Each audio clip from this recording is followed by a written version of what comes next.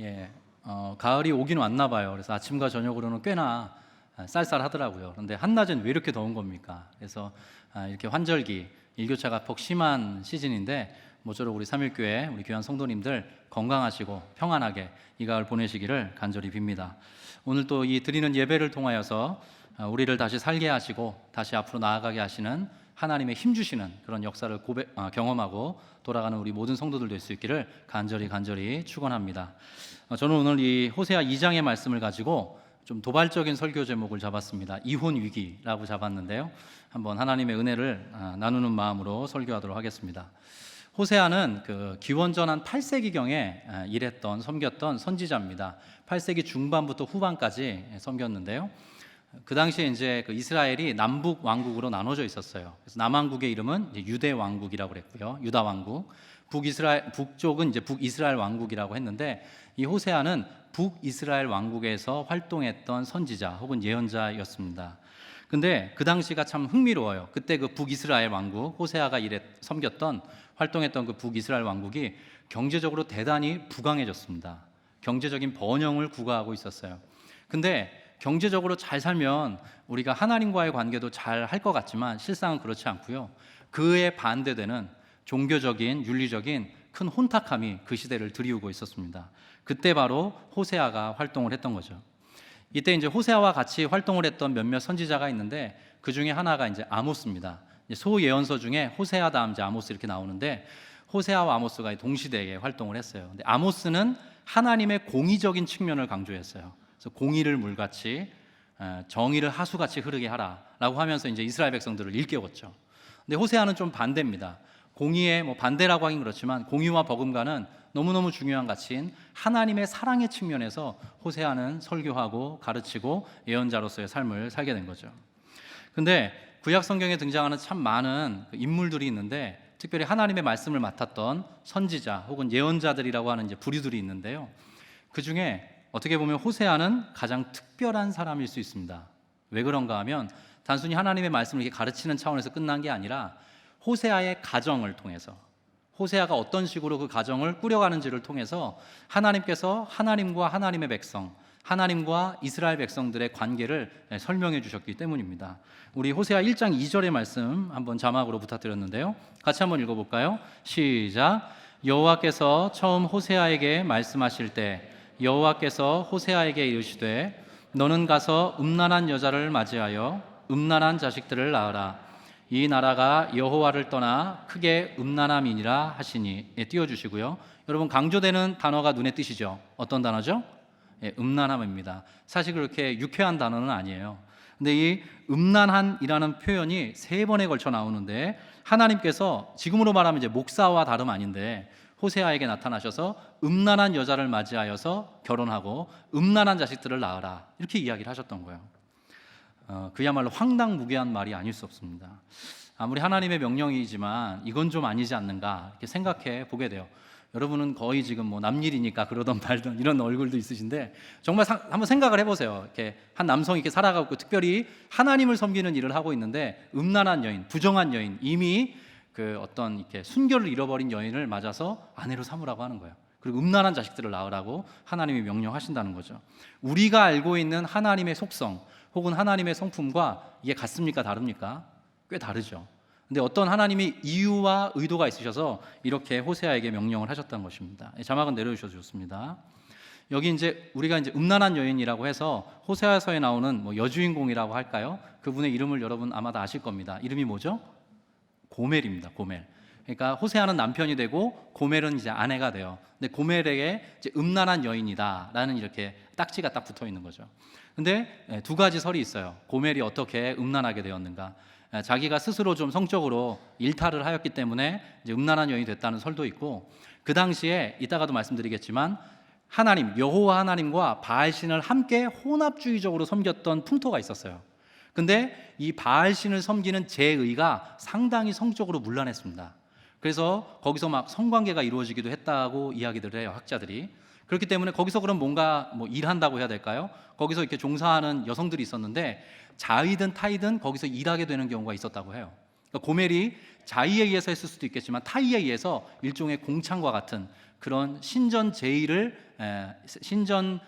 따르는 어떤 일을 했을 것이라고 보는 그런 부류도 있습니다. 여하튼 일반적으로 우리가 남자와 여자가 만나서 가정을 이루는 모습과는 조금 다른 그런 모습을 지금 우리가 볼 수 있는 거죠. 근데 이게 단순히 고멜 한 사람의 이야기만은 아닙니다. 여러분 짐작하셨겠지만 아까 1장 3절 한 번만 다시 띄워주실 수 있나요? 1장 2절. 네, 제가 자막을 내려달라고 했는데 제가 한번 여기 있네요. 너는 가서 음란한 여자를 맞이하여 음란한 자식들을 낳아라. 이 나라가 북이스라엘이 여호와를 떠나 크게 음란함이니라 하시니. 하나님의 뜻이 있는 거예요. 그러니까 이런 호세아에게 이러이러한 결혼을 하고 이러이러한 방식으로 살아가라고 하는 게 그냥 진공 상태에서 있는 게 아니라 지금 내 백성, 내가 너무나 사랑하는 이 이스라엘 백성들이 나를 떠나 크게 음란하고 있기 때문에 너는 이러한 방식으로 일종의 그림 언어로 그들을 가르쳐라 라고 하나님이 말씀하셨다는 거죠. 그래서 뿐만 아니라 이스라엘 백성뿐이겠습니까? 저와 여러분도 성경에 따르면 우리는 원래 하나님을 알지 못했던 존재들이고요, 에베소서 2장에 보면 죄와 허물로 죽었던 존재들이다, 성경이 그렇게 우리에 대해서 묘사하고 있습니다. 우리는 음란한 존재들이었죠. 우리도 하나님을 떠나 자기 자신이 스스로 행복하게 살아가려고 하는 그 죄된 경향성을 따라서 살던 존재들이었습니다. 근데 하나님께서 우리 가운데 찾아오셔서 우리를 사랑해 주시고 우리를 품어주심으로 우리는 비로소 하나님의 사람으로 살 능력을 얻게 된 것이죠. 근데 재밌는 게 여기 아까 음란한 여인뿐만 아니라 음란한 자식들에 대한 얘기도 나옵니다. 그래서 호세아가 총 3명의 자녀를 낳아요. 근데 첫째 아들, 둘째 딸, 셋째도 아들, 이렇게 아들 둘에 딸 하나를 낳는데 여기도 역시 학자들마다 조금 이견이 있어요. 그 셋 다 호세아의 아들이었을 거라고 보는 견해가 있습니다. 그런데 또 어떤 일단의 무리들은 어떤 견해를 갖고 있냐면 첫째는 호세아의 아들이었을 거라고 봐요. 첫째는. 근데 둘째와 셋째는 이 고멜이라는 여성이 집을 떠나서 다른 남자와 함께 관계해서 얻은 자녀로 봅니다. 그래서 이게 사실은 설교 제목이 여기서 딱 투영이 되는 거죠. 이미 결혼 관계가 유지될 수 있어요, 없어요? 결혼 관계는 사실상 끝난 것과 다르지 않습니다. 결혼을 해서, 그것도 음란한 여인과 결혼을 해서 우리 잘 살아봅시다 했는데, 그래서 아이를 하나 낳았어요. 근데 이 고멜이라는 여인이 집을 떠나서 자기가 원래 있던 곳으로 돌아가서 다른 남성의 아이를 가져버린 거예요. 집으로 돌아올 수는 없고. 이때 하나님께서 이제 호세아를 통해서 이야기들을 풀어가십니다. 그런 내용들이 바로 이 호세아서에 담겨 있는 거죠. 이미 어떤 정상적인 부부관계로 볼 수 없는 그런 상황이 연출되고 있는 것입니다. 아이 셋을 낳았는데요, 첫째 아들 이름은 이스르엘이라고 합니다. 근데 이 말의 뜻은 심판이에요. 심판. 자녀의 이름을 짓는데 심판이라고 지은 거예요. 제가 김씨니까 애 이름을 김심판이라고 지은 거죠. 자, 둘째는 뭐냐? 둘째는 로루하마라고 하는데요, 로라는 말이 첫 글자에 들어가면 이게 히브리 말로는 부정어입니다. 루하마는 긍휼히 여기다는 뜻이에요. 그러니까 로가 붙어 있으니까 무슨 뜻이겠어요? 긍휼히 여기지 않겠다는 뜻입니다. 혹은 긍휼히 여김을 받지 못하다라는 뜻입니다. 셋째도 아들을 낳는데, 셋째는 다시 아들을 낳는데 이름이 로암미예요. 그러니까 부정어가 들어가 있죠. 암미라는 말은 내 백성이다라는 뜻이에요. 그러니까 로암미라는 말은 무슨 뜻이겠어요? 내 백성이 아니다라는 뜻입니다. 그러니까 이런 이름에도, 자녀들의 이름에도 어떻게 보면 하나님의 마음, 하나님의 뜻, 하나님의 어떻게 보면 진노하시는, 상당히 불쾌하시는 그런 마음들이 투영된 자녀들의 이름을 짓고 호세아가 살았던 거예요. 여러분 잘 생각해 보세요. 여러분 호세아 하고 싶습니까? 여러분 어떠세요? 저와 여러분에게 호세아처럼 한번 하나님이 살아보라고 하면 우리 살 수 있겠습니까? 근데 제가 이 호세아의 나머지 이야기들을 풀어가기 앞서서 제가 잠깐 멈춰 섰어요. 여러분, 하나님은 하나님의 주권적인 선택에 따라서 하나님의 일을 맡기시더라고요. 여러분 그렇지 않습니까? 지금 이 자리에 1000여 명의 성도들 앉아 계신데 우리의 삶은 다 다릅니다. 우리의 과거도 다르고 현재도 다르고 미래도 다를 것이에요. 하나님은 우리가 다 이해할 수 없는 어떤 특별한 목적과 이유가 있으셔서 우리에게 일련의 일들을 경험하게 하시고 그 속에서 하나님의 사람으로 살아갈 수 있는 은혜를 주시고 그 끝에 하나님이 꿈꾸시고 계획하시는 어떤 하나님 나라의 일부분의 일을 우리 각자에게 다양한 방식으로 내어 맡기신다는 것이죠. 제가 이 말씀을 굳이 드리는 이유가 있습니다. 제가 요즘에도 또 예전에도 우리 청년들 신방하고 또 청장년진에 와서도 이제 가정들 신방하는데 정말 어렵게 또 힘들게 고단하게 살아가는 성도님들 많이 만납니다. 그분들이 그 시기를 또 잘 이겨내고 잘 견디고 잘 극복할 수 있기를 바라면서 기도를 해드리죠. 근데 때때로 처해진 위치 속에서 하나님의 뜻이 무엇일까 고민하면서 전전긍긍하시는 분들을 더러 만나거든요. 제가 단언할 수는 없지만 조심스럽지만 분명히 시간이 지나고 나면 어떤 뜻이 있음을 깨닫게 될 것입니다. 하나님께는 실수가 없으시거든요.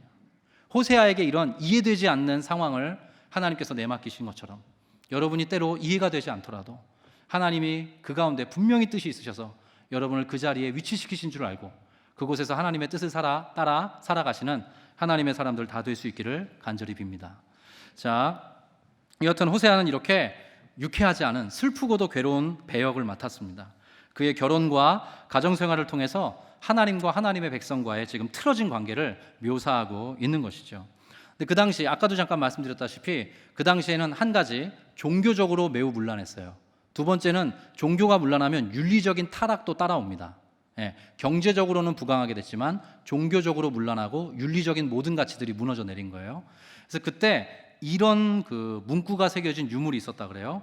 여호와의 아내 아세라의 이름으로 축복하노라 는 문구가 새겨져 있는 유물들이 출토되었다고 해요. 제가 다시 읽어드릴게요. 여호와의 아내 아세라의 이름으로 축복하노라. 아세라라는 이름이 여러분 딱 눈에 띄죠. 근데 이 아세라라는 존재는 원래 여신이에요. 근데 어떤 여신이냐면 바알 신의 아내입니다.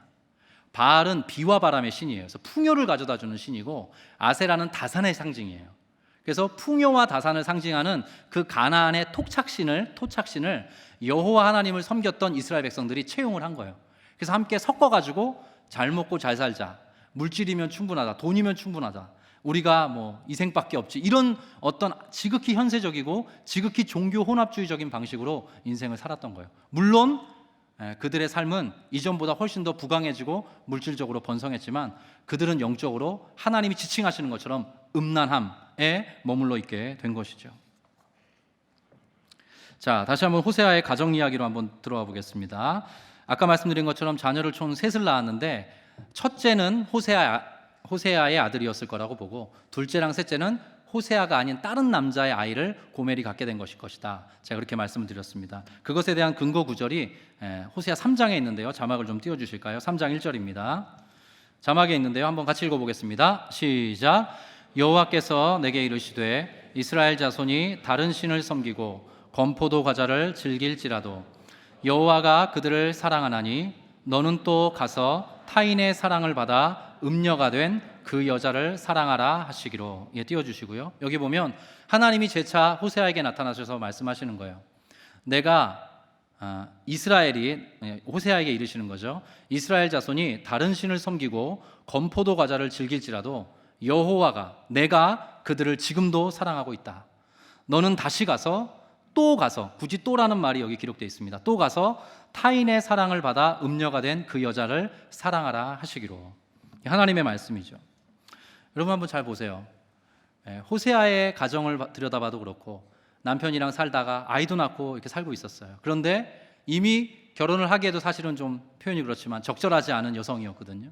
근데 결혼 후에 고멜이 집을 훌쩍 떠나서 자기가 원래 있었던 곳으로 가서 다른 남자의 아이를 가진 거예요.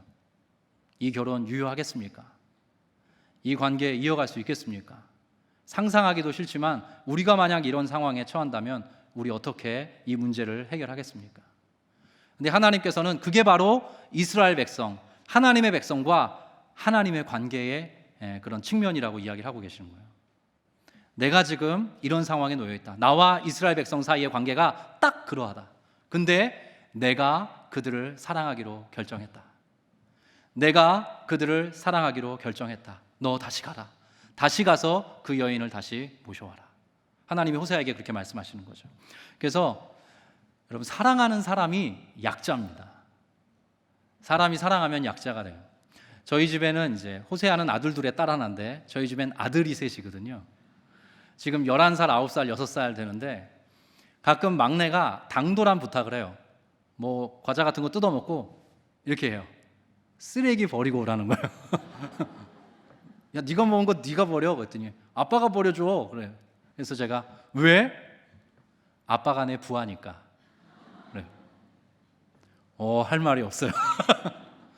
물론 제가 아빠로서 역할을 합니다. 뭐 저희 집이 이상한 거 아닙니다. 근데 그 아이한테 그 아이가 그런 표현을 했을 때 안 들어주기가 퍽 힘듭니다. 여러분이 누군가를 너무나 사랑하면 어떻게 돼요?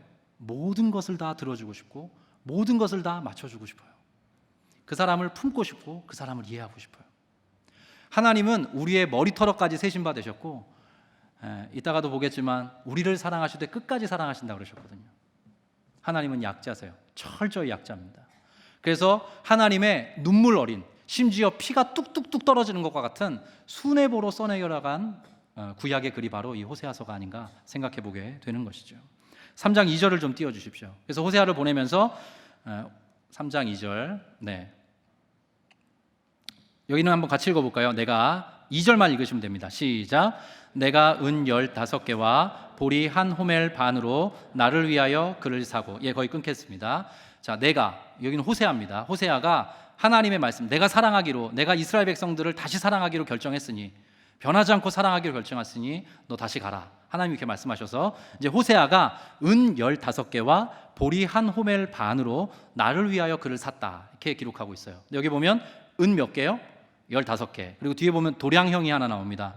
보리 한 호멜 반이라고 되어 있는데, 한 호멜이 얼마인가 하면요, 나귀의 등에 한가득 실을 수 있는 곡물의 양이에요. 그러니까 나귀가 한 마리 딱 있는데 그 위에다가 가득 실으면 그걸 한 호멜이라 그래요. 근데 이 한 호멜이 은 10량 정도 됩니다.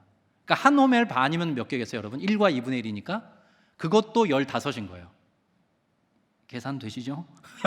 네, 한 호멜이 은 10이에요. 그러니까 한 호멜 반이라고 하니까 15인 거죠. 그러니까 호세아가 은으로 15개를 가져가고 현물로 15을 가져간 거예요. 그러니까 합치면 몇입니까, 여러분? 15 더하기 15? 30이에요. 이 당시에 한 사람의 몸값이 보통 이 정도로 책정됐다고 해요. 은 30입니다. 근데 호세아가 요즘 시대로 말하면 목회자인데 뭐 얼마나 돈이 있었겠어요. 그래서 은 15과 현물을 가지고 고멜을 다시 사오는 거죠. 근데 여기 보면 아주 중요한 문구가 하나 있습니다. 누구를 위하여? 나를 위하여라는 문구. 여러분 혹시 눈이 좀 가세요? 나를 위하여 그를 산다는 거예요. 아까 말씀드렸죠, 사랑하면 약자가 된다고. 호세아는 억지로 하는 것이 아닙니다. 억지로 하지 않고 자기 자신을 위하여 그 값을 지불하고 고멜을 다시 사온 것이에요. 자, 하나님은 다른 이유가 아니라 하나님의 그 불타오르는 사랑 때문에 우리를 사랑하세요. 그리고 이게 고멜의 몸값을 지불하잖아요. 고멜의 몸값을 지불하고 다른 남자의 애를 베고 앉아있는 그 고멜을 다시 사서 자기 아내로 삼는 얘기예요. 여러분 놀라운 게요, 예수께서 십자가에 달려 죽으실 때 십자가상에서 7 문장의 말을 하셨다라고 이야기를 해요. 가상 7원이라고 하는데, 여러분 마지막 말이 뭔지 여러분 기억하시죠? 다 이루었다 하잖아요. 다 이루었다. 근데 다 이루었다라는 말을 딱 들으면 우리 한글어권에서는 뭔가 일이 완수되었다 이렇게 느껴지죠, 여러분. 다 이루었다 하면 뭔가 하나님이 뜻하셨던 그 모든 일들을 내가 이루었다, 이렇게 우리가 받아들이게 되는데, 이 단어가 원래 헬라 말로 테텔레스타이라고 하는데 이게 놀랍게도 상업용어입니다. 값이 지불되었다라는 뜻이에요. 그러니까 뭐예요, 여러분? 호세아가 하나님의 보내심을 따라서 고멜에게로 가서 몸값을 지불하고 고멜을 사와요. 예수께서 하나님의 보내심을 따라 이 세상에 오세요. 근데 예수는 돈을 주지 않으세요. 십자가에서 자기 자신을 내어주세요. 그래서 자기 자신을 몸값으로 지불해서 누구를 산 거예요? 저와 여러분을 산 것입니다. 누구를 위해? 자기 자신을 위해. 왜냐하면 우리를 너무나 사랑하기 때문이죠. 그래서 여러분 호세아라는 이름이 이제 호세아라고 히브리 말에 되어 있는데, 호세아, 여호수아 그리고 예수라는 말이 다 같은 말입니다. 구원자라는 뜻이에요. 호세아, 여호수아, 예수. 예수라는 말의 뜻을 여러분 알고 계실 텐데, 그가 자기 백성을 그들의 죄에서 구원할 자이십니다. 그게 예수라는 말의 의미입니다. 예수께서 이 땅 가운데 오셔서 호세아와 같이 우리를 위해서 몸값을 지불하시고 우리를 하나님의 자녀로, 당신의 자녀로 받아주신 것입니다. 호세아서에 감춰져 있는 놀라운 복음의 진면목이죠. 자, 3절입니다. 3절. 그렇게 구원하셔서 어떻게 하길 원하시는가? 자, 3절 그에게 한번 같이 읽어보겠습니다. 시작.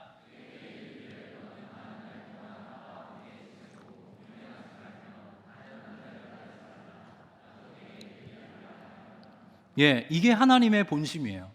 그에게 이르기를 너는 많은 날 동안 나와 함께 지내고 음행하지 말며 다른 남자를 따르지 말라.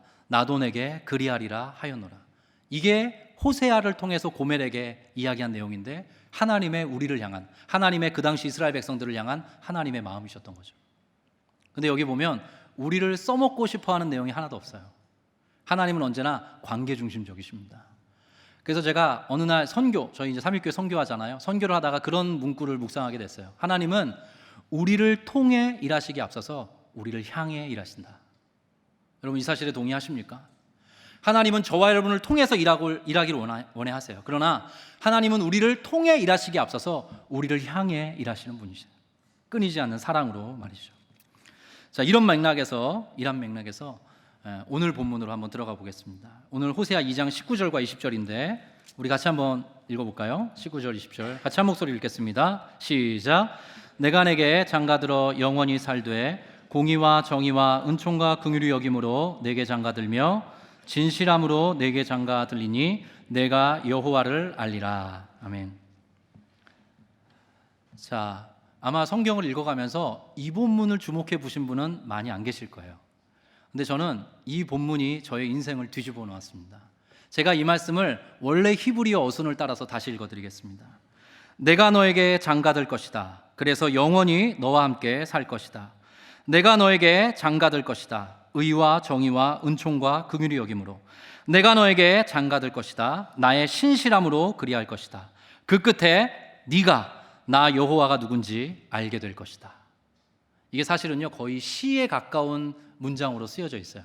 그래서 이렇게 앞쪽에 딱 나오는 거예요. 내가 너에게 장가들 거야. 내가 너에게 장가들 거야. 내가 너에게 장가들 거야. 몇 번이요? 3번 나옵니다. 잘 보세요. 원래 호세아가 고멜을 데리러 갈 때 처음 찾아가죠. 그래서 호세아와 고멜이 부부가 돼서 살아요. 애를 하나 낳아요. 근데 고멜이 떠납니다. 그래서 다른 남자의 애를 배요. 근데 호세아가 다시 가요. 그래서 고멜을 사와요. 둘째를 낳아요. 근데 또 고멜이 떠나요. 그래서 호세아가 또 다시 고멜을 찾아 떠나요. 그래서 고멜을 다시 몸값을 지불하고 고멜을 다시 사와요. 호세아가 몇 번 찾아갑니까, 여러분? 3번 찾아갑니다. 여러분 아시다시피 3이라는 숫자는 완전수예요. 여기는 비단 3번으로 기록되어 있지만 이것은 1000만 번, 억만 번을 이야기하는 것일 수 있어요. 누구를 향해서? 저와 여러분을 향해서 말입니다. 자, 좀 촘촘히 뜯어봤으면 좋겠는데요. 여기 보면 처음에 내가 내게 장가들어 영원히 살되 그랬습니다. 내가 너에게 장가들 거야. 그래서 영원히 살 거야. 하나님이 이렇게 말씀하시는데 이 영원이라는 언급을 하세요. 영원. 여러분 저를 잠깐 보실까요? 지금 우리가 요한복음 설교를 담임 목사님을 통해 듣고 계시지 않습니까? 근데 요한복음은 두 부분으로 딱 나눠져요. 어느 부분까지 나눠지냐면 12장까지 나눠지고 1장부터 12장까지 나눠지고 13장부터 마지막까지 21장은 부록으로 취급하기도 하는데 13장부터를 후반부로 봅니다. 근데 13장 1절로 담임 목사님이 설교도 하셨어요. 이런 말씀이죠. 6월절 전에 예수께서 자기가 세상을 떠나 아버지께로 돌아가실 때가 된 줄로 아시고 세상에 있는 자기의 백성들을 사랑하시되 끝까지 사랑하시니 영원히 사랑하시겠다는 거예요. 예수께서 자기 백성을 영원히 사랑하겠다는 거예요.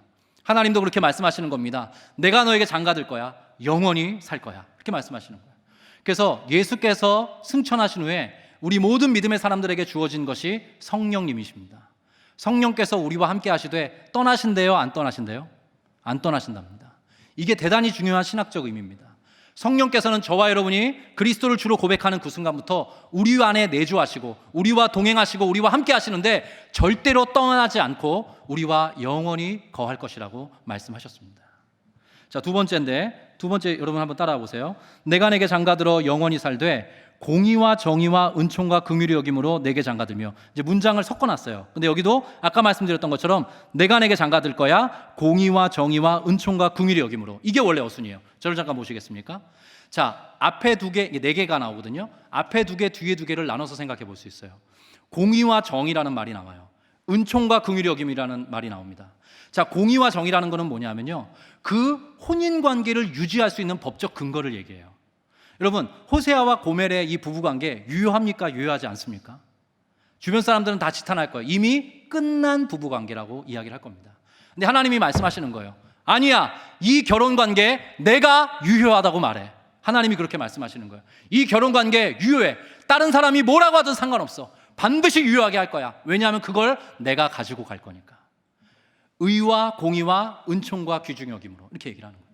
그래서 앞에 나오는 의와 공이라는 것은 그 결혼 관계를 유지하고 담보할 수 있는 모든 법적인 효력들을 하나님께서 직접 가지고 이 결혼 관계에 들어오시겠다는 거예요. 그리고 두 번째, 은총과 긍휼이 여기는 것은요, 바로 여러분, 부부 관계가 유지되려면 뭐가 필요해요? 사랑이 필요하잖아요.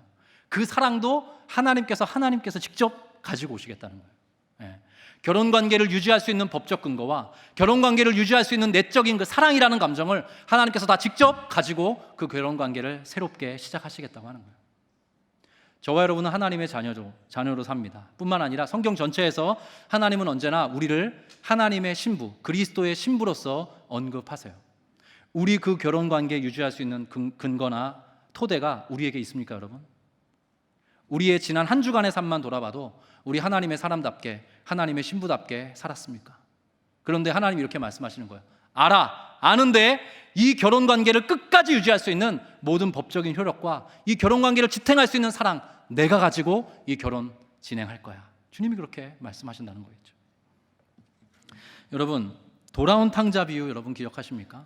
여기도 놀라운 문장이 하나 나옵니다. 누가복음 15장 20절을 한번 띄워주세요. 자, 누가복음에 나오는 그 돌아온 탕자가 이제 돌아오는 장면이죠. 돌아오는 장면인데 우리 같이 한번 읽어보겠습니다. 시작. 이에 일어나서 아버지께로 돌아가니라. 아직도 거리가 먼데 아버지가 그를 보고 측은히 여겨 달려가 목을 안고 입을 맞추니. 띄워주십시오. 이게 그 유명한 장면이에요. 탕자가 다 털어먹고 돼지 쥐염 열매 먹다가 아버지 집에 가서 품꾼으로라도 살아야 되겠다, 그런 마음을 먹고 쭉 걸어와요. 터덜터덜 걸어왔겠죠. 근데 그 아버지는 매일마다 저 높은 언덕 위에 서서 저 멀리서부터 아들이 오지는 않을까 눈이 시뻘개지도록 쳐다봤던 거예요. 누가 먼저 서로를 발견합니까? 상대방을? 아빠가 아들을 먼저 발견해요. 그래서 여기 보면 일어나서 아버지께로 돌아가니라. 아직도 거리가 먼데 아버지가 먼저 그를 보고 측은히 여겨 달려가 목을 안고 입을 맞췄다. 자, 여러분 한번 머릿속으로 상상을 해보십시오. 드라마나 영화의 한 장면을 딱 그려보세요. 딱 그려지죠. 근데 이게 단순한 로맨틱한 장면만은 아닙니다. 어떤 그런 말랑말랑한 어떤 그런 감정만 있는 게 아니에요. 여기 아빠가 달려갔다는 얘기 나오죠. 왜 달려갔을까요? 왜 달려갔을 것 같아요? 물론 보고 싶어서, 아들이 너무 귀하니까 달려갔겠죠. 근데 달려간 데는 또 하나의 숨겨진 의미가 있습니다. 뭐냐면 만약에 아빠가 아닌 그 주변의 다른 사람들이 아들을 발견했다면 돌을 던져도 상관이 없어요. 살아있는 아버지가 살아계실 때 유산을 받아서 다 털어먹고 온 아들이에요. 그 동네 사람들은 다 알고 있어요. 그래서 그 동네 사람 중에 누가 먼저 돌을 줄고 배은만덕한 놈이라고 돌로 쳐도 할 말이 없는 거예요. 그래서 아빠가 달려가는 거예요. 누구보다 먼저 도착하기 위해서 달려가는 거예요. 정말로 그 자기의 이제껏 내본 적이 없었던 그런 모든 에너지를 가지고 뛰어가는 거예요. 누구를 향해? 아들을 향해. 달려가자마자 끌어안는 거예요. 그러면서 외치지는 않았지만, 목소리를 내진 않았지만 그 포옹 속에서 아빠는 이렇게 얘기하는 겁니다. 우리 부자 관계 유효해. 나 이 아들 내 아들로 인정해. 이 아들은 비록 나를 떠나서 그릇 행하여 곁길로 갔지만 내가 이 아들 내 아들로 삼을 거야 라고 표현을 하고 있는 것이에요. 여기 또 하나 측은히 여겼다는 말이 나오는데 어떤 성경은 이제 긍휼히 여겼다, 불쌍히 여겼다 이런 말로 혼용이 됩니다. 이 단어가 헬라 말로 스플랑크 니조마이라고 써요. 스플랑크 니조마이. 한번 따라해 볼까요? 스플랑크 니조마이. 약간씩 이렇게 표현이 다르게 쓰이기도 하는데 이 스플랑크 니조마이라는 말은요, 사실은 의학 용어에 가깝습니다. 근데 어떤 말이냐면 창자와 관련된 용어예요. 창자가 뒤틀어진다는 뜻입니다. 내장이 쥐어짜는 듯한 고통을 느끼다. 거기서 그 표현을 이 측은히 여기다, 긍휼히 여기다는 말로 이제 바꾸어 쓰고 있는 거죠. 여러분, 제가 언젠가 이제 수요 예배 때 한번 예화로 들었었는데 한자 성어 중에 모원단장이라는 한자 성어가 있습니다. 혹시 들어보신 분 계십니까? 이게 어미 원숭이에 끊어진 창자라는 말이에요. 어미 원숭이에 끊어진 창자. 중국에 뱃놀이가 유명하지 않습니까? 큰 강들이 있어갖고 중국의 이제 좀 이게 한가한 사람들이 이제 뱃놀이를 하죠. 근데 어느 날 뱃놀이를 하면서 술도 마시고 시도 읊고 하는데 새끼 원숭이가 하나 툭 떨어진 거예요. 그랬더니 이 뱃놀이 하던 사람들이 이 새끼 원숭이를 가지고 팔도 당겨보고 다리도 당겨보고 귀도 당겨보고 막 갖고 노는 거예요. 근데 갑자기 어미 원숭이가 한 마리 탁 나타났어요. 어미 원숭이가 나타나서 미친 듯이 그 뱃놀이 하는 사람들의 배를 추격하기 시작합니다. 있는 힘을 향해 달려요. 근데 뱃사람들이 저거 봐라 하면서 점점 더 빠르게 배를 져요. 어미 원숭이는 마음이 달아요. 너무 고통스러워요. 근데 있는 힘을 향해 있는 힘을 다해 마지막 힘을 짜내서 배로 점프를 합니다. 배에 도착을 했어요. 근데 도착하자마자 직사합니다. 뱃사람들이 희한해가지고 어미원숭이의 배를 갈라봤어요. 그랬더니 창자가 토막토막 끊어져 있다. 그래서 거기서 나온 바로 고사가 모원단장입니다. 놀랍게도요, 그리스도의 우리를 향한 마음이, 하나님의 우리를 향한 마음이 바로 그러하다는 거예요. 불쌍히 여기는 마음, 스플랑크 니조마이의 이 모원단장의 마음으로 저와 여러분을 사랑하신다는 거죠. 자, 마지막입니다. 20절 한번 보겠습니다. 호세아 2장 20절. 진실함으로 내게 장가들리니 내가 여호와를 알리라 그랬습니다. 여러분, 진실함으로 내게 장가들겠다라고 말을 했어요. 저를 잠깐 보실까요? 자, 진실하다고 하니까 아마 상당히 많은 분들은 거짓말을 안 하는 거 이렇게 생각할 수 있는데요. 사실 이거 성경 번역이 약간 부족합니다. 사실은 신실함으로 번역하는 게 더 맞습니다. 영어로 말하면 faithful입니다. 변하지 않는 것이에요. 우리 카페 있죠? 밉다. 네, 그것과 같습니다. 신실하다, 한결같다는 거예요. 누구는 한결같지 않아요? 저와 여러분은 한결같지 않고 고멜은 한결같지 않아요. 그러나 하나님은 한결같으시겠다는 거예요. 이 결혼을 유지할 수 있고 이 결혼을 지탱할 수 있는 한결같음 누가 가지고 오겠다는 거예요? 하나님께서 가지고 오시겠다는 것입니다. 여러분, 그래서 신앙이 뭡니까? 신앙이 이 하나님을 알아가는 거예요. 하나님이 얼마나 위대하고 놀랍게 우리를 사랑하시고 그리스도 예수 안에서 우리를 자녀 삼으시고 우리를 끝끝내 당신의 사람으로 이끌어 가시는지를, 그걸 확인하는 게 바로 믿음이고 그게 신앙인 것입니다.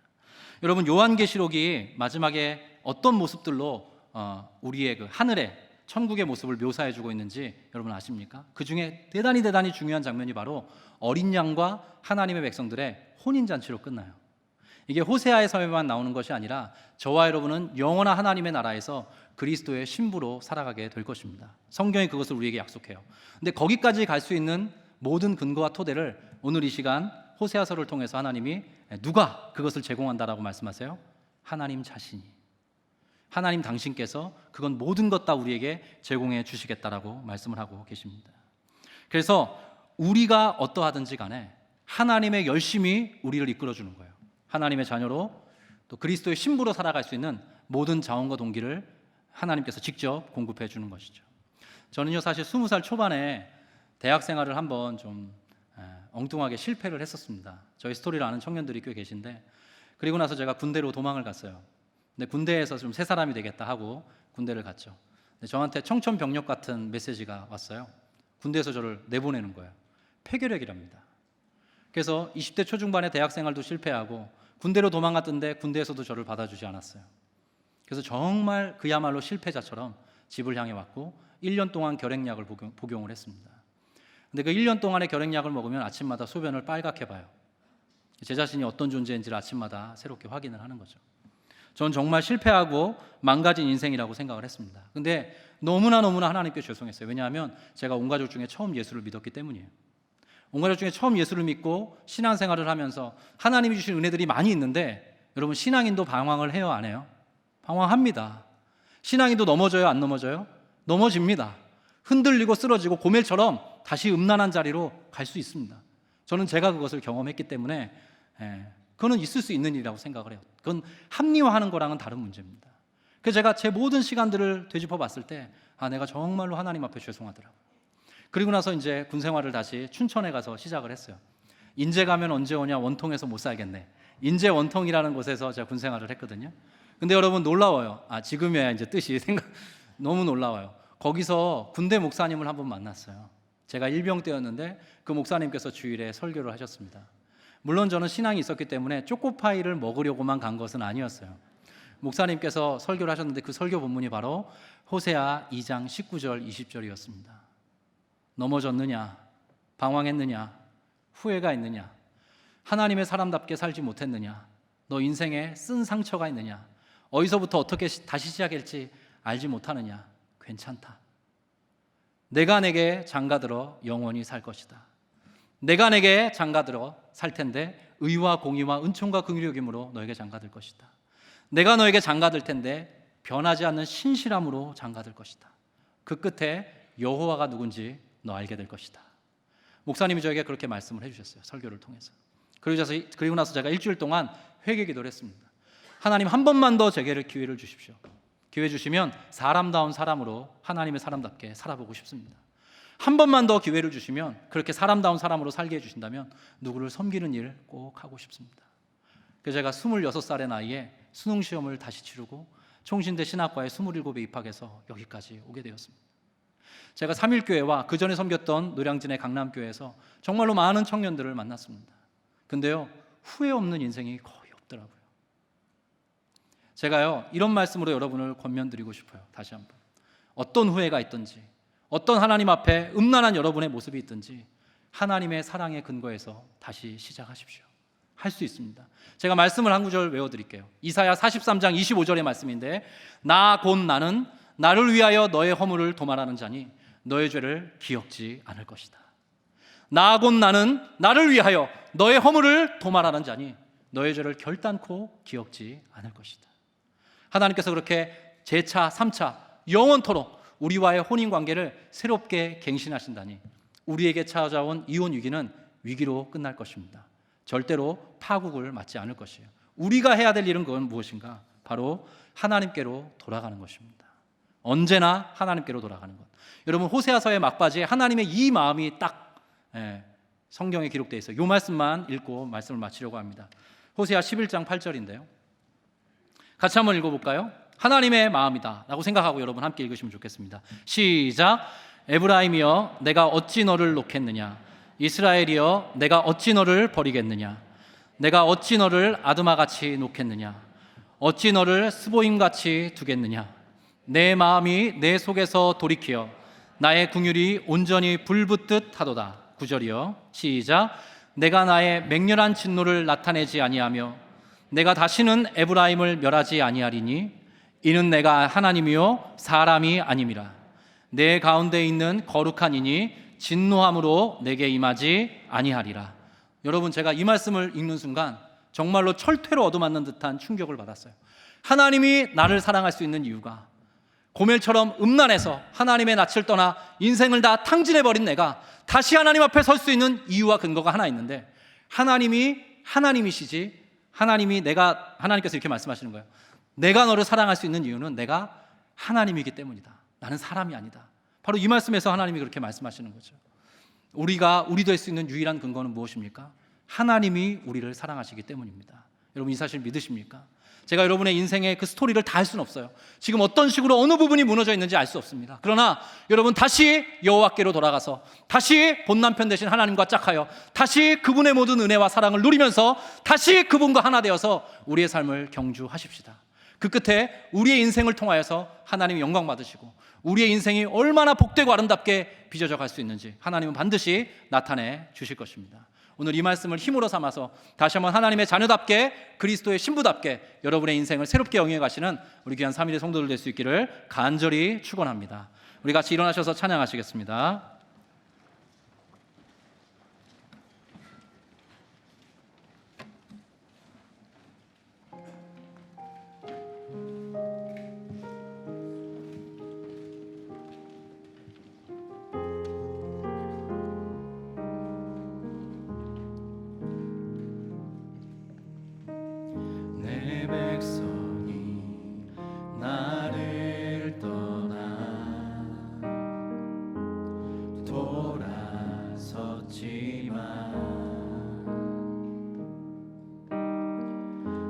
사랑이 내 백성을 보기 못하니 내 모든 것 내어주고 나 그들을 얻으리라.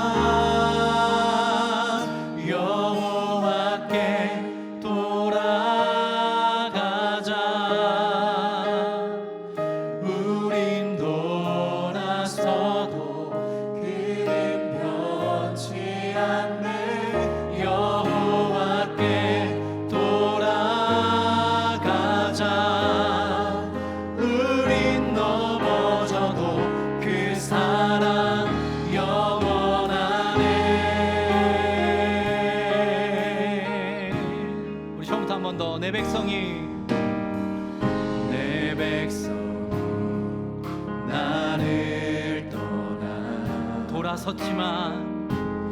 돌아섰지만 내 사랑이 내 백성을 포기할 수 없으니